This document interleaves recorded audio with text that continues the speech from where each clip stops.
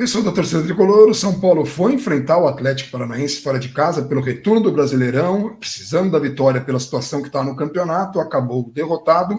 Esse é o vídeo de jogo do São Paulo, que está numa situação muito complicada no Campeonato Brasileiro. E assim, imaginando as contratações que o clube ainda tenta fazer nessa janela, no desespero e tal, dá para se imaginar que a direção está apostando alto nos campeonatos mata-mata, né? Tanto a Copa Sul-Americana quanto a Copa do Brasil. Parece que o São Paulo está tentando focar e fazer força para ganhar um desses dois torneios, só que se não começar a ganhar no Campeonato Brasileiro, vai ser obrigada a jogar com força total no Campeonato Brasileiro e não tem condições de priorizar a Copa nenhuma. É uma situação muito difícil. A gente lembra aqui que o São Paulo precisa se classificar na Libertadores via Campeonato do Brasileiro, porque é o jeito mais seguro. Você faz um jogo ruim, isso não vai funcionar. São Paulo acabou tomando um gol que foi assinalado impedimento corretamente. Teve um pênalti numa falha do Felipe Alves, justamente no ponto mais forte que ele tem, mas esse ele pegou, e depois teve um outro pênalti que aí o Vitor Bueno bateu, só para irritar mais o torcedor são paulino, e o Gabriel Perissini, que estava lá no estádio. Gabriel, o que não deu certo no São Paulo? Por que a gente teve um pouco de volume ali do Atlético? Por que o São Paulo tinha tanta dificuldade? O que aconteceu no jogo? É um time completamente desentrosado, né? A escalação, ela surpreendeu em alguns aspectos, como Rodriguinho, Moreira, isso aí eram peças que acho que poucas pessoas imaginavam, mas dado os recados que o São Paulo já tem mandado há algum tempo, né, de Copas, o jogo ter sido quinta-feira contra o América, desgaste, desfalques, essa história toda, era esperado que você soubesse, se você imaginasse que Caleri não jogaria, Nicão jogaria, o próprio Galopo provavelmente jogaria, que na zaga a gente veria Luizão, talvez o Rafinha, mas o Rafinha acabou jogando como um lateral quando o São Paulo não tinha bola, né? Era só zagueiro quando tinha bola, aquele negócio que a gente já está acostumado a ver. Então, o Pablo Maia voltou a jogar muito bem. Então, algumas coisas acabaram surpreendendo, e aí você tem um time que, para aumentar essa questão, jogou numa formação que não estava tão habituado. Não foram os três zagueiros que jogou a maioria dos últimos jogos, e não tinha uma figura de referência na frente. Na verdade, não tinha atacante nenhum, porque o próprio Nicão, que muitas vezes era o homem mais avançado, e às vezes o Galopo, o Rodriguinho ocupavam essa função um pouquinho mais à frente, nenhum deles ocupava muito a área. E esse foi o principal problema do São Paulo no primeiro tempo. O primeiro tempo foi bom. Foi bom, não é? O São Paulo fez um grande jogo, excepcional. Ele foi bom pelas circunstâncias. O São Paulo conseguiu ter posse de bola, conseguiu trocar alguns passes com a sua característica, conseguiu abrir espaço muitas vezes, só que não tinha ninguém para aproveitar esse espaço. A jogada do Galopo saindo na cara do gol, ela deveria ter acontecido mais vezes. Ninguém se infiltrou ali. O São Paulo muitas vezes ficava como um time de rugby, você via muito dava para ver no estádio uma linha de jogadores trocando passes e ninguém se infiltrava para receber esse passe em profundidade. Então às vezes o São Paulo não entendia o momento de enfiar a bola. Teve até e aí soma isso, eu já vou citar o exemplo que eu daria, mas entra a questão da falta de entrosamento, entra a questão de alguns jogadores serem extremamente jovens. O Moreira, que acabou cometendo o pênalti que resultou na derrota, vinha sendo o melhor jogador do São Paulo, pelo menos no primeiro tempo. No primeiro tempo ele foi muito bem, ele não parecia que era um jogador que completou 18 anos agora. Esse ano, inclusive, já completou agora 18 anos. Então, ele estava muito seguro, ele estava com muita inteligência, antecipação, troca de passes, entendendo ali o posicionamento dele, bem nas interceptações. No segundo tempo acabou cometendo um pênalti bobo, acabou tendo um pouco mais de dificuldade. São Paulo caiu bastante no segundo tempo, mas tem um lance específico, que aí é onde eu quero chegar, que além dessa falta de entrosamento, tem o Rodriguinho. O Rodriguinho tá começando agora no profissional. Vai errar ainda, bastante até. O Rogério falou um pouco sobre isso na coletiva. E aí teve um lance que o São Paulo estava justamente na lateral esquerda, trocando passes. A gente já falou isso aqui uma vez, eu não lembro contra quem foi essa afirmação, não vou lembrar o jogo. Eu lembro que foi um jogo no Morumbi, e foi um jogo recente. Se alguém pegar os vídeos de jogo recente, vai ser perto. A gente falou que o São Paulo lembrava em alguns momentos uma ideia de jogo que tinha com o Fernando Diniz, que era você levar uma quantidade alta de pessoas para aquele setor e trocar passes com aproximação, passes curtos com aproximação. O São Paulo fez isso, levou a bola para o lado esquerdo, trocava esses passes e achou o Rodriguinho por dentro uma hora, que era justamente para você achar esse passe para clarear a jogada. O Rodriguinho pega a bola, ele tinha ele mesmo para conduzir a jogada, ele estava do meio para a esquerda, e ao lado dele ele tinha o Pablo Maia, que ele poderia só rolar de lado, o Pablo Maia tinha a oportunidade de chegar batendo. Ele recebe essa bola com liberdade, ele devolve a bola para a lateral. É como se ele já tivesse meio condicionado, como se ele estivesse aprendendo o momento em que, não, peraí, que horas que eu tenho que dominar, virar o jogo, que horas que eu tenho que dominar, eu mesmo conduzir. Ele não percebeu que ele estava com espaço, ajustes, menino novo, começando agora no profissional, outro estilo de jogo, tudo diferente da base, ele não tinha uma referência na frente, então talvez ele tenha recebido a bola, não tem uma referência na frente, mas ele tinha espaço, ele mesmo para decidir. Então, são esses pequenos ajustes. Ele tem qualidade para isso, para esse tipo Totalmente, de... não, um absurdo. O gol que ele fez era até uma faixa parecida do campo, um lance parecido, o gol que ele faz contra a Católica, só que naquele momento ele não percebeu, falta um pouquinho de maturidade, tato, de leitura, é normal, só que é um jogador que mostrou muita qualidade mesmo assim, e muito voluntarioso para voltar sem a bola. Ainda não consegue fazer 100%, mas é uma questão mais de execução do que de vontade. O Rogério falou muito bem sobre ele na coletiva, é um menino que vai crescer muito, mas para esse jogo tem esses pontos de ajuste. E sem a bola, o São Paulo acabou sendo muito passivo. No primeiro tempo, no segundo tempo também. O Fernandinho muitas vezes tinha um tapete para jogar, aí tinha espaço para conduzir, tinha espaço para escolher o passe, podia ver onde fazer a bola. Ele deu uma assistência ali, que acho que o lance que o Felipe Alves defende até com o rosto, que tinha um jogador impedido e o outro que finalizou não estava. O Fernandinho ele fica com a bola assim. 20 segundos ali na entrada da área, ele vem conduzindo, ele vem chegando perto, a ponto da torcida do Atlético querer finalização, mas não é muito a característica dele, ainda mais que ele teve que puxar para a perna esquerda depois, e ele fica escolhendo a jogada até que ele dá uma cavadinha para dentro da área, e faltava um pouquinho de combate. O Thales ontem foi quem acabou indo um pouquinho mal sem a bola ali, deixava espaço, sobrecarregava o Pablo Maia. O Thales era o responsável por definir quase que o sistema de jogo do São Paulo. O São Paulo sem a bola defendia quase sempre num 4-1-4-1, e aí ele ficava ora um pouquinho mais alinhado com o Rodriguinho ou o Galopo, quem estivesse por dentro, eles se mexeram muito, trocaram muito de posição ali pela esquerda, então ora Galopo, ora Rodriguinho ficava pela esquerda, o outro ficava um pouquinho mais alinhado com o Thales, o Marcos Guilherme pela direita e o Nicão um pouco mais à frente, mas o Thales de vez em quando baixava um pouquinho e ficava mais alinhado com o Pablo Maia. Ele era o jogador que era o responsável por ter essa movimentação, e ele defensivamente não foi bem,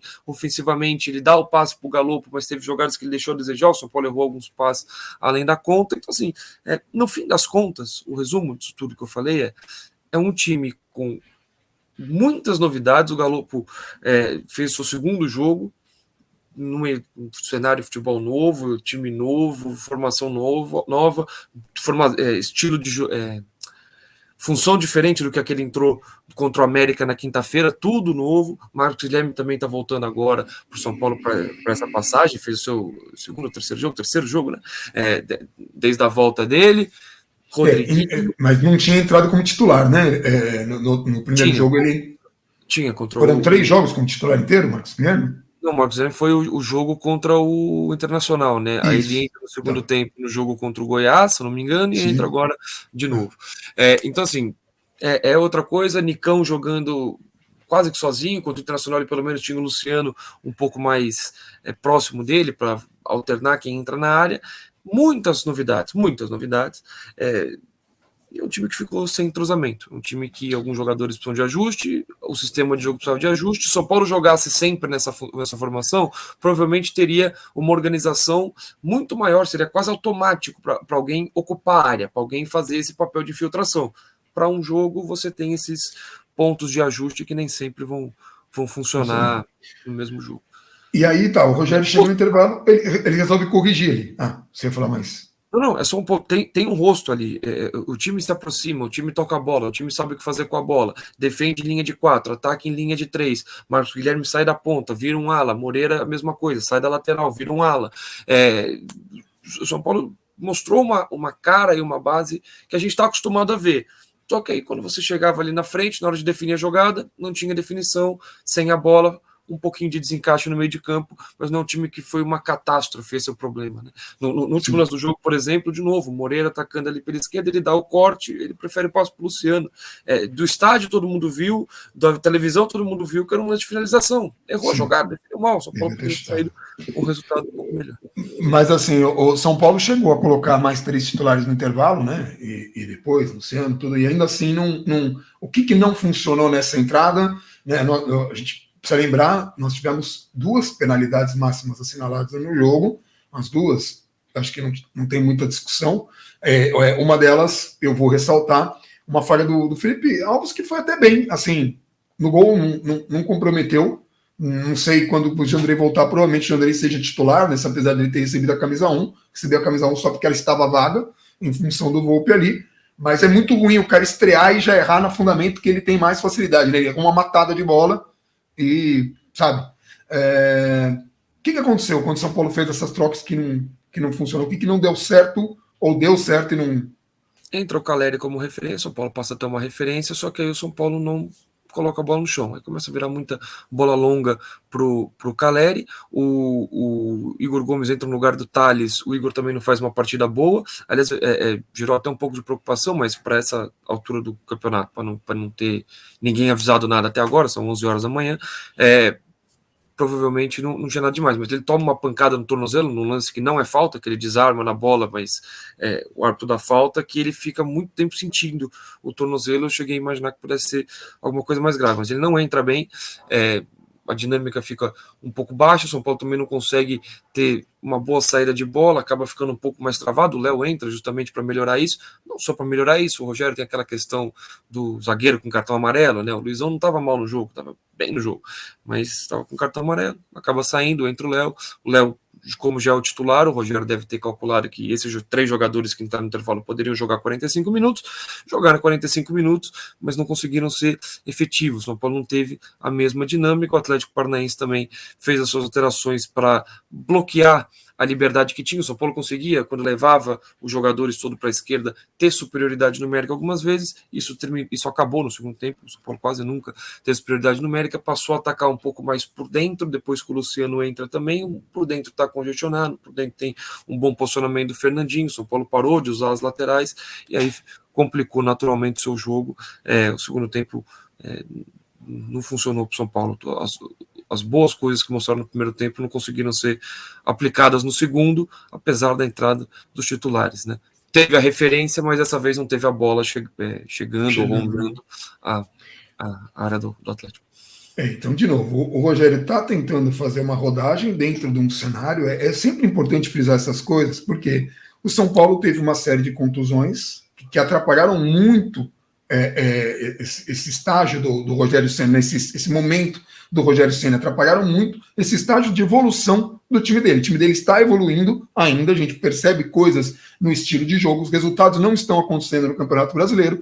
Teve momentos dos 3 campeonatos que São Paulo disputa em que o time não tinha tantas peças nem mesmo para rodar, e alguns jogadores acabaram sacrificados, como o caso do Léo, como o caso do Igor Gomes, que quase não saíram. O Caleri mesmo jogaram muitas partidas seguidas, porque não havia quem colocar. Aí o São Paulo foi recuperando jogadores, mas é jogador que precisa também de tempo de jogo, foi contratando e vendendo jogador. Tem jogador que não vai mais atuar para o São Paulo, como o caso do Gabriel Sara, infelizmente a gente não vai mais ver, e o Rigoni também foi embora. Então, assim, tudo isso é um São Paulo em ajuste. Marcos Guilherme chegou o Galopo, e o que me preocupa, o São Paulo ainda de olho no mercado, com nomes ainda muito fortes, né, que ele fica ali especulando, e de novo eu ressalto, me preocupa se o São Paulo está querendo focar nas Copas como parte da torcida. Eu imagino que a diretoria que é o título para falar, olha, o trabalho e tudo mais, precisa tomar muito cuidado, porque o Campeonato Brasileiro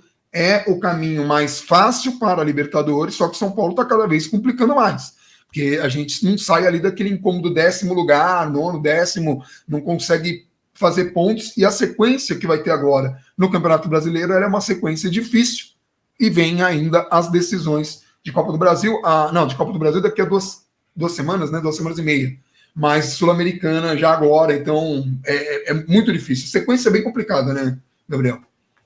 E o principal ponto, eu acho que de Campeonato Brasileiro é o que você falou no começo do vídeo, e agora, você vai apostar em Copas, é aquela história, ganha, tá tudo bem, beleza, parabéns, palmas, todo mundo comemora, ótimo, veio um título e São Paulo tá na Libertadores. Agora, não ganha a Copa e você não tem garantia nenhuma que você ganhará a Copa. Você vai ter um jogo complicadíssimo contra o Ceará, e depois você vai ter um jogo que também é bem complicado, seja contra o Atlético Goianiense, seja contra o Nacional, e uma eventual final, isso evidentemente São Paulo for avançando, tá? Uma eventual final da mesma maneira, possivelmente contra Del Valle ou Internacional. Então assim, você não tem garantia nenhuma na Copa do Brasil, menos ainda. Você precisa ganhar do América, que você tem uma vantagem mínima, você joga fora de casa pelo empate, e depois você pega só esse mesmo Atlético Paranaense ou Flamengo, só isso. E numa possível final, no mesmo cenário, você vai a Corinthians, Fortaleza, Fluminense, o próprio Atlético Goianiense. Então, assim, é uma coisa que a gente fala assim, porque calcular isso, e o que você precisa é chegar na Libertadores, onde que era, entre aspas, mais fácil, o campeonato que dá 35 vagas. Só que o São Paulo... E o São Paulo não está... E eu estou falando dessas coisas das contratações porque, assim, é coisas que a gente observa no modus operandi dessa diretoria. Tá? A gente fez todo um sacrifício para conquistar o Campeonato Paulista, e não foi um campeonato que o São Paulo conquistou facilmente. Foi um jogo difícil, uma bola desvia, entra, que bom. Tem, obviamente, mérito dos jogadores, mas eu estou dizendo, não foi um jogo que o São Paulo chegou mais inteiro, que chegou mais preparado. Não, nada. O Palmeiras, que não estava ligando muito para o campeonato, estava inteiro ali na final e acabou perdendo o segundo jogo e tal. O São Paulo provavelmente até estava mais inteiro, né? Porque não teve férias. Aí emendou a temporada, aí conseguiu esticar a corda até o limite. Aí no Campeonato Brasileiro a corda estourou. Mas o que eu digo assim, o Palmeiras tinha condições de ganhar aquele jogo, e se ganhasse, o sacrifício era o mesmo. Ou seja, a gente não teria o título e a gente teria os mesmos problemas de lesões em função, né, desse erro no planejamento, e ia correr o mesmo risco, só que com uma torcida muito mais irritada, né? Passou muito rápido ali a euforia do Campeonato Paulista. E aí a gente está fazendo a mesma coisa agora, e que nem o Gabriel falou, depois não ganha nem Sul-Americana, nem Copa do Brasil, porque são torneios difíceis, faz uma série de contratações, não se classifica para Libertadores, a conta não vai fechar. A conta não vai fechar porque o ano seguinte, a próxima temporada, o São Paulo precisa estar na Libertadores, porque tem a premiação da Libertadores, a visibilidade da Libertadores, tem eu ia falar audiência, o público, né? Pagante, tudo isso é mais visível para patrocinadores, tudo que o São Paulo vai fazer depende de estar na Libertadores, e porque o São Paulo é um time grande tem que estar na Libertadores. Simples assim. Só que a gente vai apostar tudo nessas Copas, não tem a menor condição. São Paulo precisa reagir no Campeonato Brasileiro e não vai ser fácil. Em meio a essas contusões, em meio às voltas, né? A gente perde o Jandrei, que era uma peça bastante importante ali, ainda que contrate o Felipe Alves. A gente já contratou o Felipe Alves numa situação muito difícil. E também acho que ficou um pouco claro para o torcedor, assim, o Felipe Alves é esse perfil, é o perfil de São Paulo hoje. Né? Em outros tempos a gente não imaginaria um goleiro como o Felipe Alves no São Paulo, ou mesmo o Jandrei estão entregando muito, né? Tá jogando muita bola. A gente espera que a mesma coisa aconteça com o Felipe Alves, mas eu imagino que o torcedor fica especulando nomes de pessoas mais vividas, assim, né? Vividas no sentido de mais conquistas, de mais lastro do que os contratados pelo São Paulo, né? Sempre reserva do time e tudo mais, que é a realidade do São Paulo. Só que quando vai pensar em ataque, aí o São Paulo tá ali especulando nomes grandes e fica assim, então. É isso. Acho que deu para dar uma... Lembrando que Copa do Brasil, ninguém pode jogar mais, tá? Nem Felipe Alves, nem ninguém que chegue depois. Copa do Brasil acabou a inscrição. Quem chegou, quem não chegou, não chega mais. Não, mas o Felipe Alves não dá tempo de jogar? Não foi porque já tinha jogado, já tinha sido relacionado em Copa do Brasil, então não joga. Se o Jandrei não se recuperar até o dia 18, vai o Thiago Couto provavelmente sem ritmo de jogo de novo. É o que tem. E os reforços que chegarem agora é Campeonato Brasileiro, e se o São Paulo avançar na Sul-Americana, Senão eles vão chegar para ano que vem e o resto do Campeonato Brasileiro é o que tem. E aí, se você não classifica para a Libertadores, essa conta toda vai ter que ser paga sem a Libertadores. Então, assim, é uma questão de planejamento bem básica. O São Paulo, de novo, São Paulo jogou agora 20 rodadas, São Paulo jogou para ter mais do que a pontuação que tem. Nem é o caso, nem falo de jogo contra o Atlético Paranaense, nem isso, mas na média de atuação, São Paulo deveria ter pelo menos uma pontuação que o permitisse estar ali colado no G6, não tão descolado do G6. O São Paulo está chegando num momento em que já tem que começar a ou ganha uma Copa, ou vai ter que olhar e falar, opa, tomara que, como um brasileiro provavelmente ganhará a Copa Sul-Americana e a Copa Libertadores, o São Paulo já está começando a olhar e falar, pô, tomara que quem ganhe fique ali no G6, né? Pô, tomara que leve a vaga aqui, tomara que vai ter que torcer para o Internacional, eventualmente, numa Sul-Americana, se você não for o campeão, vai ter que torcer para um Flamengo, sei lá, numa Copa do Brasil, se você for campeão, vai ter que torcer para o Atlético Mineiro, na Libertadores, assim, algo assim, torcer entre aspas, para que você tenha uma vaga extra no Campeonato Brasileiro, porque, de novo, é fundamental, é inegociável que o São Paulo vá para a Libertadores ano que vem. A gente já falava isso ano passado,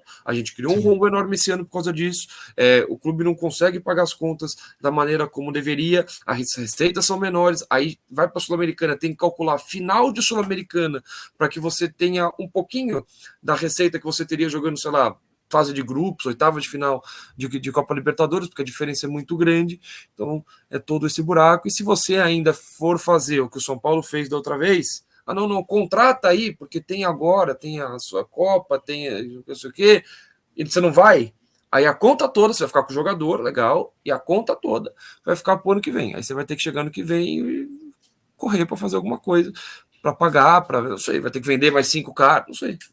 E o problema sempre de vender 5 caras é que precisa ter alguém para comprar os 5 caras, né? Senão fica difícil vender, né? E quando você erra no planejamento, quando você não tem que colocar os jogadores, a gente já falou aqui, que jogam repetidas vezes, o cara começa a perder desempenho, ele também fica com uma vitrine menor. E Libertadores também é uma vitrine, né? Você vê um jogador lá de destaque, um jovem talento, numa janela você vende ele por um preço muito diferente. Pô, o cara se destacando em Libertadores da América. Então, assim, a conta já não fecha com Libertadores. Sem Libertadores é catastrófico. Então é só isso. Precisamos nos atentar ao Campeonato Brasileiro. É importante, por mais que um título faça diferença na vida de todo mundo. Todo mundo quer comemorar título, a gente também quer.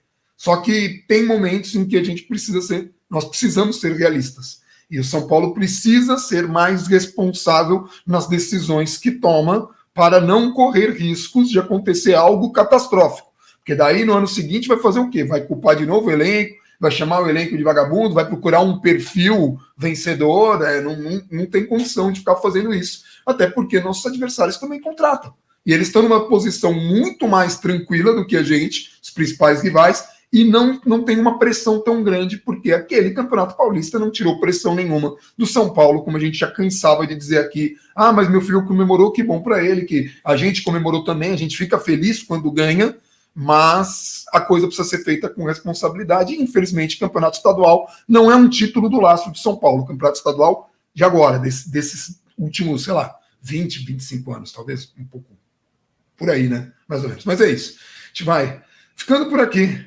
Um abração para todo mundo e vamos São Paulo.